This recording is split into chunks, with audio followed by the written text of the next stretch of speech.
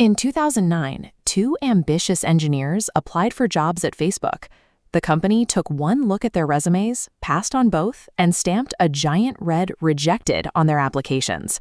5 years later, Mark Zuckerberg was actually the one doing the asking. He returned to those exact same engineers and paid $19 billion, around 1.6 lakh crore rupees, to buy what they built. This is the story of John Koum.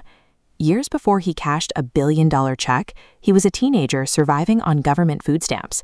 To see how he forced the ultimate Silicon Valley revenge, we have to look at how deep his rock bottom actually was. John was born in a small village in Soviet-ruled Ukraine. His childhood was defined by power cuts, systemic poverty, and food shortages. By the time he was 16, his family made a life-changing decision. They packed up and moved to America, not for luxury, but to survive. The American dream was an immediate struggle. They lived in a tiny apartment and relied on these government food coupons just to secure their next meal. While his peers were dreaming of the future, Jan was sweeping floors at a grocery store to help his mother pay the bills. Then the tragedies hit back to back.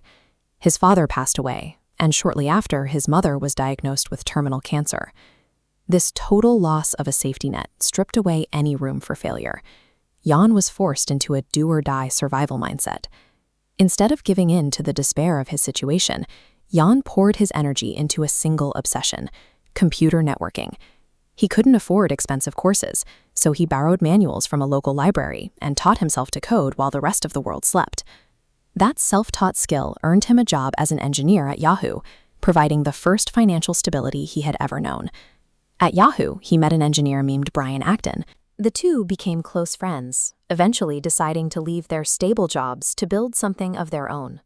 They left Yahoo in 2007 and applied to Facebook together. When Facebook rejected them, they didn't stop. They just started looking for the next opportunity. In early 2009, Jan bought an iPhone and realized that the App Store allowed developers to build tools that bypassed traditional carrier limits.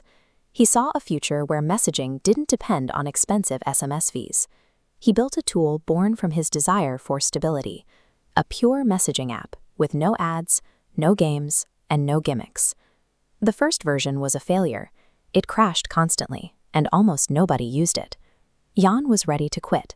Brian Acton stopped him, convincing him to wait a few more months before abandoning the project. When Apple launched push notifications, WhatsApp became addictive. As this chart shows, the user base grew into the hundreds of millions without Jan spending a single dollar on advertising. WhatsApp succeeded because it ignored the standard greed of Silicon Valley, focusing entirely on the reliability Jan needed in his own life. By 2014, Facebook was no longer the gatekeeper. They were a tech giant watching WhatsApp dominate the global market. Mark Zuckerberg called Jan personally to acquire WhatsApp for an unprecedented 1.6 lakh crore rupees. Jan signed the acquisition papers right outside the same social services building where he once stood in line for food stamps. The company that once deemed him unemployable was forced to execute a massive acquisition just to own what he built. Jan Koum's journey proves that a period of extreme hardship is rarely a permanent state. The same poverty and rejections that seem like obstacles can become the motivation to build a company worth 1.6 lakh crore. Subscribe to see the next story of someone who achieved what others thought was impossible.